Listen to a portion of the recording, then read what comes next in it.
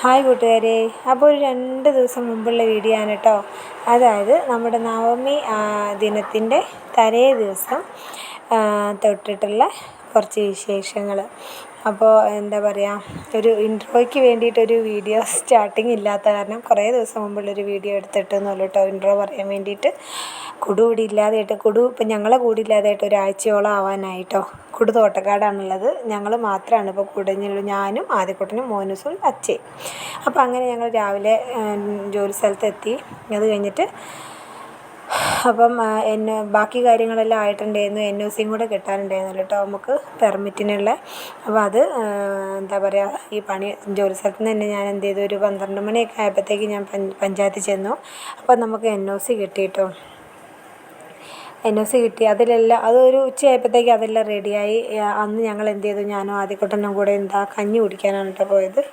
ചോറ് കൊണ്ടുവന്നിട്ടുണ്ടായിരുന്നില്ല. ആദ്യക്ക് പനി ആയതുകൊണ്ട് തന്നെ അതിനെ സ്കൂളിൽ വിടാനും പറ്റില്ല. അതുകൊണ്ട് ഞങ്ങൾ എന്ത് ചെയ്തു, നമ്മൾ തൊട്ടടുത്ത് ചായക്കടയുണ്ട് കേട്ടോ. അപ്പോൾ അവിടെ നല്ല കഞ്ഞി കിട്ടും. അങ്ങനെ ഞങ്ങൾ പോയി കഞ്ഞി കുടിക്കുകയാണ് ചെയ്തത്. ഇതിൻ്റെ ഒരു ഷോർട്സ് ഞാൻ ഇട്ടിട്ടുണ്ടായിരുന്നു കേട്ടോ. കഞ്ഞി കുടിക്കാൻ പോയപ്പോൾ ആദ്യകൂട്ടം കുറേ പറഞ്ഞു, എനിക്ക് കഞ്ഞി വേണ്ട, എനിക്ക് ചായയും പഴംപൊരിയും മതി എന്നൊക്കെ പറഞ്ഞേ. പിന്നെ ഞാൻ സോപ്പിട്ട് പറഞ്ഞ് ചെന്ന് കഴിഞ്ഞപ്പോൾ ആൾ ഉഷാറായിട്ട് കഞ്ഞി കുടിച്ചു കേട്ടോ. മുഴുവൻ ഒരു കഞ്ഞിയെ ഞങ്ങൾ വാങ്ങിയില്ലേ. ഞങ്ങൾ ഒരു കഞ്ഞി വാങ്ങിയിട്ട് ഞങ്ങൾ രണ്ടാളും കൂടി കുടിച്ചു കേട്ടോ. 2 കഞ്ഞി വാങ്ങിയാൽ കുടിക്കില്ല. ആദ്യകൂട്ടം ഇടയ്ക്കിടയ്ക്ക് ഇത് ഓട്ടക്കണ്ണിട്ട് നോക്കുന്നുണ്ട് കേട്ടോ ക്യാമറയിലേക്ക്. അപ്പോൾ ഞങ്ങൾ അങ്ങനെ ഒരു കഞ്ഞിയൊക്കെ വാങ്ങി ഞങ്ങൾ നല്ല വയറ് നിറച്ച് കഞ്ഞിയൊക്കെ കുടിച്ചു. അപ്പം അത് കഴിഞ്ഞപ്പോഴാണ് വീണ്ടും പഞ്ചായത്തിൽ ചെന്നിട്ടുണ്ടായിരുന്നു. അപ്പോഴൊന്നും ഞാൻ വീഡിയോ പിടിച്ചിട്ടില്ല കേട്ടോ. സത്യം പറഞ്ഞാൽ ഈ ക്യാമറയെ പിടിച്ച് ഞാൻ എന്താ തിരഞ്ഞതെന്ന് പറഞ്ഞാൽ, ഞാൻ എൻ്റെ ഫോണായിരുന്നു കേട്ടോ തിരഞ്ഞത്. അവസാനം തല ഉയർത്തി നോക്കിയപ്പോൾ എനിക്ക് തന്നെ ചിരി വന്നു കേട്ടോ. എൻ്റെ കയ്യിലല്ലേ ഇരിക്കുന്നതെന്ന് ഓർത്ത് ഞാൻ ഓർത്ത്, എനിക്കും മറവി രോഗമായോ എന്ന്. അപ്പം നോക്കുമ്പോണ്ടല്ലോ, ഈ മുദ്ര പേപ്പർ ഞങ്ങളെ ഈ തിരുവമ്പാടിയിലോ ഓമശ്ശേരിയിലോ മുക്കത്തോ ഒന്നും മുദ്ര പേപ്പറില്ല. അങ്ങനെ മുദ്ര പേപ്പർ നടന്ന് സമയം എന്താ പറയുക, ഉച്ച 2 മണി ആവാനായേ. പഞ്ചായത്തിൽ നിന്നാണെങ്കിൽ എന്നോട് VO പറഞ്ഞത് 2:30 ആകുമ്പോഴത്തേക്കും വരണം, എഗ്രിമെൻറ്റ് വെക്കാമെന്നായിരുന്നു കേട്ടോ പറഞ്ഞത്. വോയിസ് കൊടുത്തുകൊണ്ടിരിക്കുമ്പോൾ അപ്പുറത്തുനിന്ന് വിളിച്ചപ്പോൾ ഞാൻ പോയതായിരുന്നു കേട്ടോ. അങ്ങനെ എത്തിയില്ല. 2:30 ആകുമ്പോൾ എത്തണമെങ്കിൽ സാധനം കിട്ടണ്ടേ. അങ്ങനെ അന്വേഷിച്ച് അവസാനം പറഞ്ഞു ചാത്തമംഗലത്തേ ഉള്ളൂ എന്ന് പറഞ്ഞു. അപ്പം ഞാൻ സാറിനോട് പറഞ്ഞു, സാറേ ഇവിടെയൊന്നുമില്ല, എനിക്ക് ചാത്തമംഗലം വരെ പോകണമെന്ന് പറഞ്ഞപ്പം രമ്യ പോയിട്ട് വാങ്ങിയിട്ട് പോരുന്നതാണ്. അങ്ങനെ പോയി 4 മണിയായിട്ട് ഞാൻ തിരിച്ച് കൂടരഞ്ഞിയിലെത്തിയപ്പോൾ ശരിക്കും പറഞ്ഞാൽ അന്നത്തെ ഫുള്ളത്തെ ഒരു ഓട്ടപ്പാച്ചിൽ കൊണ്ട് ആകെ ഇതായിട്ടുണ്ടായിരുന്നു കേട്ടോ. അത് ഞാൻ എന്ത് ചെയ്തു, തിരിച്ച് കൂടരഞ്ഞി വന്നതിന് ശേഷം ഒരു ലൈമ് വാങ്ങി അങ്ങ് കുടിച്ചു കേട്ടോ. അങ്ങനെ എന്താ പറയുക, മുദ്ര പേപ്പർ അന്ന് വൈകുന്നേരം ആയപ്പോഴത്തേക്കും മുദ്ര പേപ്പർ കിട്ടി. പക്ഷേ ബാക്കി കാര്യങ്ങളൊന്നും ചെയ്യാൻ പറ്റിയില്ല. അങ്ങനെ അതെല്ലാം റെഡിയാക്കി വെച്ചു. പഞ്ചായത്ത് പോയി എന്തൊക്കെ വേണം ബാക്കി എല്ലാ പേപ്പറുകളും റെഡിയാക്കി വെച്ചു. അപ്പോൾ ആദ്യകൂട്ടൻ എന്ത് ചെയ്തു, ഇവിടെ ഇരുന്നു കേട്ടോ, കടയിലിരുന്നു. എൻ്റെ കൂടെ പോകുന്നില്ല, കാരണം വെയിലും കൊണ്ട് അവനെയും കൊണ്ട് ഇങ്ങനെ പോകണ്ടല്ലോ എന്ന് ഓർത്തിട്ട് അവനെ കൊണ്ടുപോയിട്ടുണ്ടായിരുന്നില്ല. അവൻ ആ കടയിലിരുന്നു. ഞാൻ പോയി വന്നു കേട്ടോ.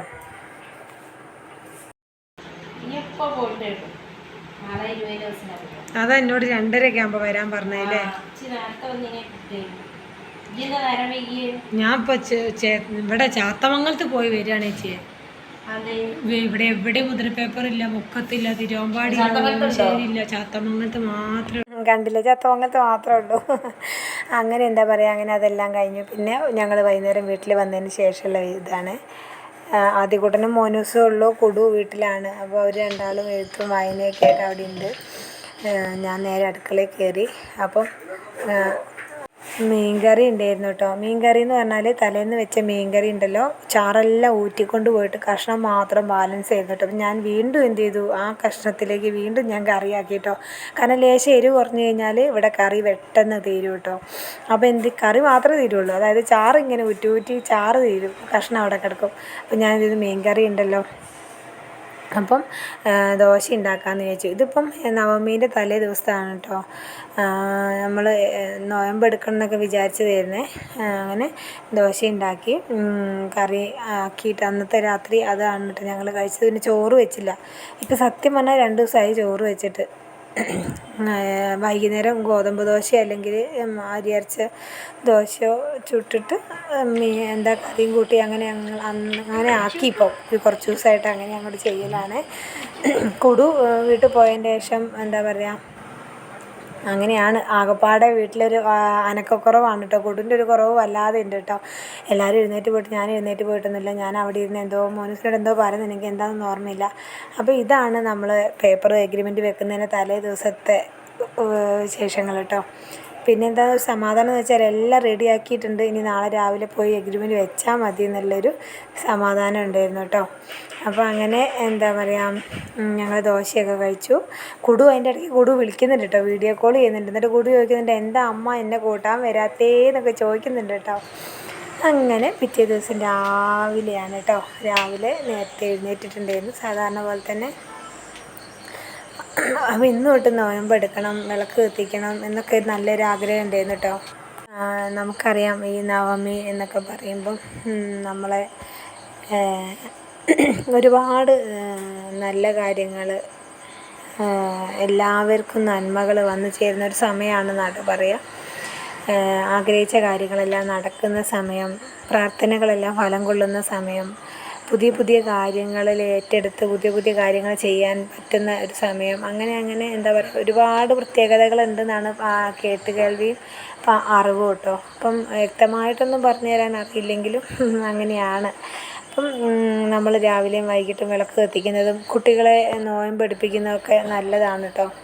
രാവിലെ എഴുന്നേറ്റ് നോക്കിയപ്പോൾ എൻ്റെ നെറ്റിയിൽ പൊട്ട് പോയിട്ടുണ്ടായിരുന്നില്ല കേട്ടോ. സത്യം പറഞ്ഞാൽ അത് ഭയങ്കര പശയായ കാരണം അത് അവിടെ തന്നെ ഇരിപ്പുണ്ടായിരുന്നു. അങ്ങനെ പിന്നെ കുളിയെല്ലാം കഴിഞ്ഞു. മക്കളോട് ഞാൻ നോയമ്പിൻ്റെ കാര്യം പറഞ്ഞു കേട്ടോ.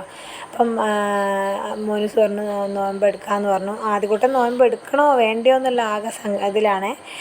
അങ്ങനെ സത്യം പറഞ്ഞാൽ മോനുസാണ് മീനും ഇറച്ചീൻ്റെ പ്രധാന ആൾ. പക്ഷേ അവൻ എടുക്കാമെന്ന് പറഞ്ഞു കേട്ടോ.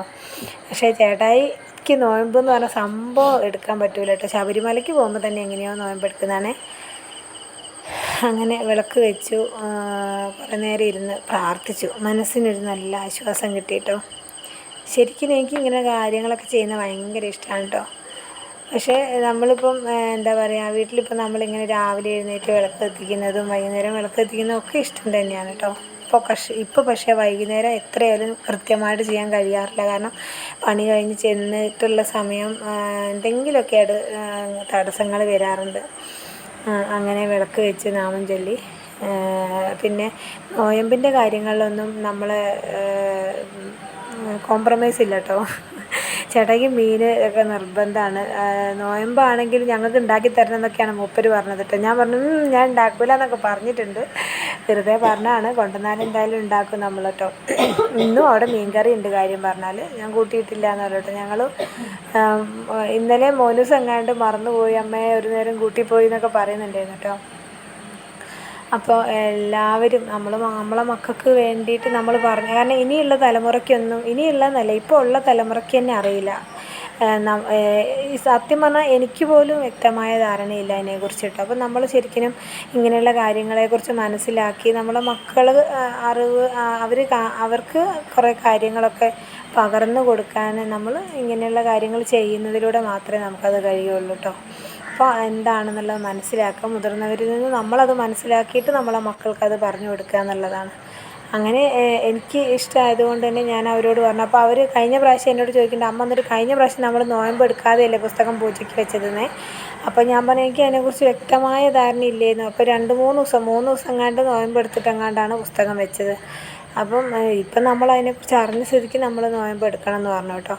പിന്നെയെന്ന് പറഞ്ഞാൽ കൈക്ക് അത്യാവശ്യം തടി ഇങ്ങനെ കൂടി വരുന്നുണ്ടെന്ന് എനിക്ക് തോന്നുന്നുണ്ട്. അപ്പം ഞാനും ചെറിയ എക്സസൈസൊക്കെ ചെയ്യാറുണ്ട് രാവിലെ എഴുന്നേറ്റിട്ട്. അങ്ങനെ വിചാരിച്ചിട്ടാണ് അതൊക്കെ ചെയ്യുന്നത് കേട്ടോ. അപ്പം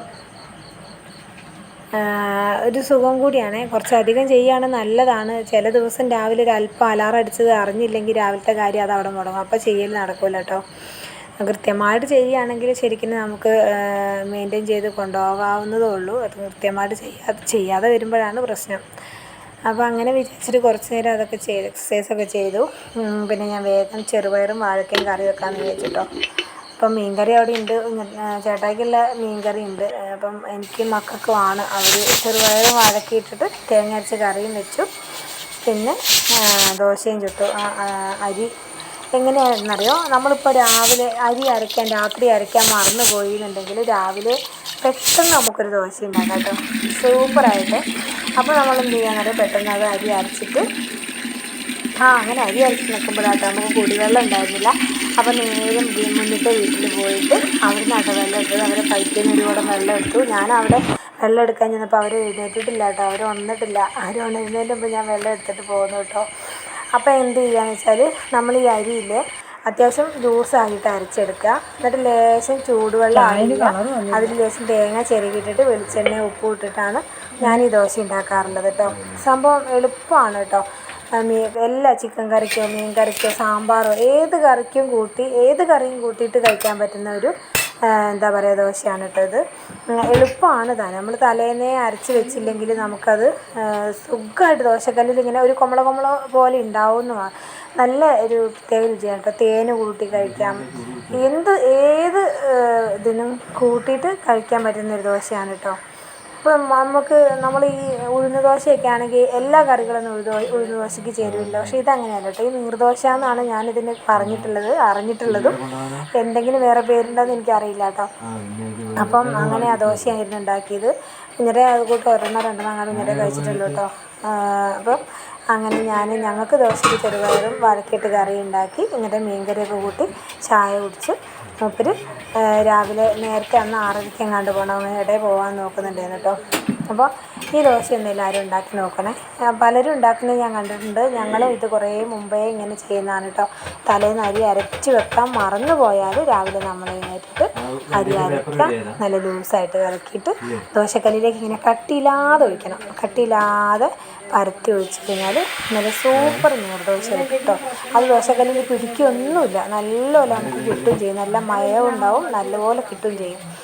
എന്നിട്ട് മൂടി വെച്ചിട്ട് വേവിച്ച് കഴിഞ്ഞാൽ മറിച്ചിടുക പോലും വേണ്ട. മറിച്ചിടാതെ തന്നെ ഒരു എന്താ പറയുക, ശരിക്കും കട്ടിയില്ലാത്തതുകൊണ്ട് നല്ല ഇതിൽ ഇങ്ങോട്ട് കിട്ടും. പിന്നെയെന്ന് പറഞ്ഞാൽ മുത്താറി വാങ്ങാൻ മറന്നു പോയിട്ടുണ്ടായിരുന്നു കേട്ടോ. കുറേ ദിവസമായി മുത്താറി വാങ്ങണം എന്ന് ഓർക്കും. ഇന്നും ഞാൻ വാങ്ങിയിട്ടില്ല. ഇന്നിപ്പോൾ ഇത് പറയുന്നതുകൊണ്ട് ഞാൻ എന്തായാലും വാങ്ങണമെന്ന് വിചാരിക്കുന്നുണ്ട്. അപ്പോൾ മുത്താറി വാങ്ങാൻ മറന്നു പോയതുകൊണ്ട് ഉലുവ ഇട്ട വെള്ളം മതി എന്ന് പറഞ്ഞു കേട്ടോ. എന്നിട്ട് അങ്ങനെ ഉലുവ ഇട്ട് വെള്ളം തിളപ്പിച്ചിട്ട് അതാണ് കേട്ടോ കുടിച്ചത്. ചായ അങ്ങോട്ട് പരമാവധി ചായ അങ്ങോട്ട് ഒഴിവാക്കിയതാണ്. അപ്പോൾ എന്നിട്ട് ഇനിയിപ്പോൾ മുത്താറിപ്പൊടി തീർന്നതിന് ശേഷം ഞങ്ങൾ ലൈറ്റായിട്ട് പൊടി ഇട്ടിട്ട് പിന്നെ എന്താ പറയുക ചായ ഉണ്ടാക്കാറുണ്ട്. പക്ഷേ പഞ്ചസാര ഉപയോഗിക്കാറേ ഇല്ല കേട്ടോ. പഞ്ചസാര ഇടാതെ കൊടുക്കാറാണ്. പിന്നെ ഇടയ്ക്കൊക്കെ അവർ പറയാം അമ്മ അപ്പത്തിന് ശേഷം പഞ്ചസാര കൂട്ടിട്ടെന്ന് വെച്ചാൽ പിന്നെ ഇപ്പം നമ്മൾ എത്രയൊക്കെ കരുതിയാലും അസുഖങ്ങൾ വരും. എന്തോരം നമ്മൾ ഇനിയിപ്പം അയ്യോ അങ്ങനെ ഇങ്ങനെ എന്നൊക്കെ പറഞ്ഞാലും അത് കഴിക്കരുത് ഇത് കഴിക്കരുത് എന്നൊക്കെ നമ്മൾ പറയും. പക്ഷേ എന്നിട്ട് നിങ്ങൾക്ക് അസുഖം വരുന്നില്ലേ എന്ന് ചോദിക്കും കേട്ടോ. വരുന്നുണ്ട്, എങ്കിലും അതിൻ്റെ ഒരു അളവ് കുറയ്ക്കുക എന്നുള്ളത് മാത്രമേ ഉള്ളൂ കേട്ടോ അതിലുള്ള ഒരു പ്രത്യേകത. അതിൻ്റെ ദോഷവശങ്ങൾ ഇങ്ങനെ പലരും പറയുന്നത് കേട്ടിട്ടാണ് ആ പഞ്ചസാരയോട് അത്രയും പേടിയായി തുടങ്ങിയത് കേട്ടോ. അല്ലെങ്കിൽ ഞാനും പഞ്ചസാരേൻ്റെ ആൾ തന്നെയായിരുന്നു. ഇപ്പോൾ ചായയും പഞ്ചസാരയും നമുക്ക് അത്ര പ്രാധാന്യം ഇല്ലാണ്ടായി തുടങ്ങി കേട്ടോ. അങ്ങനെയാണ് ഇതല്ലേ, നമ്മൾ ദോശക്കല്ലിലൊന്നും പിടിക്കുക പോലും ഇല്ല കേട്ടോ. നല്ല സൂപ്പറായിട്ട് ദോശ നമുക്ക് കിട്ടിയിട്ടുണ്ട്. അപ്പോഴും ഇവർ എഴുന്നേറ്റില്ല കേട്ടോ. അവർ എഴുന്നേറ്റില്ല. പിന്നെ അവരെ ഞാൻ വിളിച്ചുണർത്തി. പിന്നെ രാവിലത്തെ അടുക്കളയിലെ പണി കഴിഞ്ഞ് പിന്നെ അലക്കാനുള്ളത് കൊണ്ട് തോട്ടിൽ പോയി കേട്ടോ. ഈ തോട്ടിൽ കുറച്ച് നാളും കൂടി ഞങ്ങൾക്ക് അലക്കൽ നടക്കുകയുള്ളൂ കേട്ടോ. മഴക്കാലം അങ്ങ് കഴിഞ്ഞാൽ തോട്ടിലെ വെള്ളം കഴിയും. മഴ പെയ്യുമ്പോൾ മാത്രമേ തോട്ടിൽ വെള്ളമുള്ളൂ. അപ്പം അതുകൊണ്ട് തന്നെ ഈ മഴയുള്ള സമയത്ത് മാത്രമേ തോട്ടിൽ പോയി അലക്കും ഒക്കെ ചെയ്യൽ കഴിയുള്ളൂ. അപ്പോൾ എത്രയും എളുപ്പമുള്ളൊരു കാര്യമായതുകൊണ്ട് തോട്ടിൽ പോയി അലക്കാൻ എനിക്ക് ഭയങ്കര ഇഷ്ടമാണ്. പക്ഷേ ഈ കാലിന് ഈ വെരിക്കോസ് വെയിൻ വന്നതിന് ശേഷം വെള്ളത്തിലിങ്ങനെ കുറേ നേരം നിന്ന് കയറി പോരുമ്പോൾ ഭയങ്കര ബുദ്ധിമുട്ടാണ്. എന്നാലും പെട്ടെന്ന് അലക്ക് കഴിയുമല്ലോ എന്ന് വിചാരിച്ചിട്ട് എത്ര റിസ്ക് എടുത്തിട്ടായാലും പോകുന്നത് കേട്ടോ. വൈകുന്നേരം ഞാൻ വിചാരിക്കും വീണ്ടും ഈ കാലുവേദനയൊക്കെ ഇങ്ങനെ ബുദ്ധിമുട്ടാകുമ്പോൾ നാളെ തോട്ടിൽ പോകണില്ല. രാവിലെ അതേപോലെ വീണ്ടും പണിയെല്ലാം കഴിയുമ്പോൾ എളുപ്പത്തിൽ ബക്കറ്റ് തുണി വാരിയിട്ടിട്ട് തോട്ടിലേക്ക് ഒരു ഓട്ടം ഓടും കേട്ടോ. കാരണം അലക്കിയാൽ നമുക്ക് തുണി നല്ലപോലെ വെള്ളത്തിൽ വൃത്തിയാക്കി എടുക്കാനൊക്കെ തോട് പുഴയൊക്കെ ഉണ്ടെങ്കിൽ നല്ല സൗകര്യമാണ്. നമ്മൾ വീട്ടിൽ നിന്ന് ഒരു ബക്കറ്റിലെ വെള്ളത്തിൽ അലക്കുന്നതും തോട്ടിൽ പോയി അലക്കുന്നതും തമ്മിൽ എന്തായാലും വ്യത്യാസം. ആ ഒരു സുഖം ഓർത്തിട്ടാണ് തോട്ടിലേക്ക് ഓടുന്നത് കേട്ടോ. അങ്ങനെ രാവിലെ ഈ അലക്ക് കഴിഞ്ഞാൽ എനിക്ക് എന്താ പറയുക, ഒരു പകുതി പണി കഴിഞ്ഞ പോലെയാണ് രാവിലത്തെ അലക്ക് കഴിഞ്ഞാൽ കേട്ടോ. അതൊരു എന്തോ ഒരു സ്വഭാവം, അതൊരു ഇതായിപ്പോയി. അന്ന് രാവിലെ അലക്കിയില്ല, പിന്നെ കഥ കഴിഞ്ഞു. പിന്നെ വൈകുന്നേരം എപ്പോൾ അലക്കാനും മടി തന്നെയായിട്ട് കേട്ടോ. അലക്കും കുളിയും രാവിലെ അങ്ങ് കഴിഞ്ഞാലേ സമാധാനമുള്ളൂ. അങ്ങനെ ഇതെല്ലാം കഴിഞ്ഞ് വന്ന് ചെറുപയർ വേവിച്ച് വെച്ച് പോയതിന് തേങ്ങ അരച്ചിട്ടിട്ടുണ്ടായിരുന്നു. പിന്നെ ഞാൻ വേറൊരു പിശുക്കൻ പണിയും കൂടി ഇവിടെ ചെയ്യാറുണ്ട് കേട്ടോ. തേങ്ങ അരച്ച് എന്ത് കറി വെച്ചാലും ഞാൻ വറവിടാറില്ല കേട്ടോ. പിന്നെ ആരെങ്കിലും വരുമ്പോൾ മാത്രമേ ഒന്ന് വറവിട്ടൊക്കെ കറി വെക്കാറുള്ളൂ. തേങ്ങ അരച്ച കറി പിന്നെ ഒരു വറവും കൂടി ഞാൻ ഇടാറില്ല. വറവ് എന്ന് പറഞ്ഞാൽ ഉള്ളിയും കടുകൊക്കെ വറുത്തിടൂലേ, അങ്ങനെ ചെയ്യാറില്ല എന്ന്. അപ്പോൾ എന്നെ എപ്പോഴും കളിയാക്കും ബിസ്ക്കറ്റി എന്ന് പറഞ്ഞാൽ. അങ്ങനെ അതെല്ലാം കഴിഞ്ഞിട്ട് ഞങ്ങൾ നേരെ അമ്പലത്തിലേക്കാണ് കേട്ടോ വന്നത്. അപ്പം എന്താ പറയുക, നല്ലൊരു ദിവസമാണ്. എത്രയോ ദിവസമായി നമ്മളോടിങ്ങനെ അമ്പലത്തിൽ എല്ലാ ഞായറാഴ്ച അമ്പലത്തിൽ ക്ലാസ്സും കാര്യങ്ങളൊക്കെ ഉണ്ടായിരുന്നതായിരുന്നു കേട്ടോ. കുഞ്ഞതായപ്പം പോയിക്കൊണ്ടിരുന്നതായിരുന്നേ. ഇപ്പം ഈ ജോലിക്ക് പോരാൻ തുടങ്ങിയതിന് ശേഷം എന്ന് പറഞ്ഞാൽ ഒരു ഞായറാഴ്ച കിട്ടുള്ളൂ. അന്ന് എന്തെങ്കിലുമൊക്കെ 100 കൂട്ടം പണികളുണ്ടാവും. അപ്പോൾ അതിൻ്റെയൊക്കെ പുറകെ പോകുന്നത് കൊണ്ട് എന്താണ്, ഒരു അമ്പലത്തിൽ വരാനോ വേണ്ട കാര്യങ്ങൾ ചെയ്യാനൊന്നും കഴിയാറില്ല കേട്ടോ. അപ്പോൾ ഇടയ്ക്ക് വല്ലപ്പോഴും ഒന്ന് വരാൻ പറ്റുള്ളൂ അമ്പലത്തിൽ. അതിൻ്റെ ഒരു ബുദ്ധിമുട്ടുണ്ട്. അങ്ങനെ ഞങ്ങളൊന്ന് മുട്ടിറക്കാമെന്നൊക്കെ വിചാരിച്ചിട്ടാണ് കേട്ടോ അമ്പലത്തിൽ പോയത്. സത്യം പറയാലോ, അതിൽ വിശ്വാസം ഉള്ളവർക്ക് അത് അംഗീകരിക്കാൻ പറ്റുമല്ലോ കേട്ടോ. വിശ്വാസം ഇല്ലാത്തവർക്ക് ഇപ്പം നമ്മളെ ചിലപ്പോൾ ഒരു കളിയാക്കുമായിരിക്കും. അപ്പോൾ നല്ലൊരു കാര്യങ്ങൾ ചെയ്യുന്നതിന് മുമ്പ് ഗണപതിക്കൊരു ഇത് ചെയ്യാന്നുള്ളത് ആ ഒരു രീതി അനുസരിച്ചാണ് ഞാനും ചെയ്തത് കേട്ടോ. അപ്പോൾ അത് ശരിയായില്ല എന്നുള്ള ഒരു വിഷമം തോന്നി. ഇനിയിപ്പോൾ പറഞ്ഞിട്ട് കാര്യമില്ല, നമുക്കിപ്പോൾ എങ്ങനെയാണ് വരാൻ പോണതെന്നൊന്നും അറിയില്ലല്ലോ. എന്തായാലും അത് അങ്ങനെ അന്ധമായ വിശ്വാസം കൊണ്ടല്ല, നമ്മുടേതായ വിശ്വാസം കൊണ്ട് ചെയ്തതാണ് കേട്ടോ. പിന്നെ നേരെ പോയി. പക്ഷേ ചെന്നിടത്തൊന്നും തടസ്സം ഉണ്ടായില്ല കേട്ടോ. അവിടെ നമുക്ക് അമ്പലത്തിൽ നിന്ന് അങ്ങനെ ഒരു ഇത് വന്നെങ്കിലും നമ്മൾ ചെന്നു. അതിന് ശേഷം നമ്മൾ എഗ്രിമെൻ്റൊക്കെ വെച്ചു. അന്ന് എല്ലാ പേപ്പറുകളും കൊടുത്ത് അതിൻ്റെ എല്ലാ കാര്യങ്ങളും ചെയ്ത് കഴിഞ്ഞിട്ട് പിന്നെ വണ്ടി എനിക്കിപ്പോഴും പണി തരുന്നുണ്ട് കേട്ടോ. വണ്ടി പിന്നെ സ്റ്റാർട്ടാവില്ല, ചവിട്ടി തന്നെ വേണം വണ്ടി സ്റ്റാർട്ടാക്കാൻ. ഞാനും ആദ്യകൂട്ടനും ഉള്ളത് കൊണ്ട് ഞങ്ങൾ രണ്ടാളും മാറിയൊക്കെ ചവിട്ടി അത് റെഡിയാക്കി സ്റ്റാർട്ടാക്കിയിട്ടാണ് എല്ലാ ഭാഗത്തുനിന്നും പോയത്. അങ്ങനെ എന്താ പറയുക, വിശേഷങ്ങളെല്ലാം അവിടെ അങ്ങോട്ട് അവസാനിച്ചു. വിശേഷങ്ങൾ ഇത്രയേ ഉള്ളൂ. നമ്മളെ വീഡിയോ കണ്ട് സപ്പോർട്ട് ചെയ്യുന്ന ഒരുപാട് കൂട്ടുകാരുണ്ട്. എല്ലാവരോടും ഒരുപാട് നന്ദി അറിയിക്കുന്നു. വീണ്ടും നിങ്ങളുടെ സപ്പോർട്ട് ഉണ്ടാവുമെന്ന് പ്രതീക്ഷിക്കുന്നു. Thank you.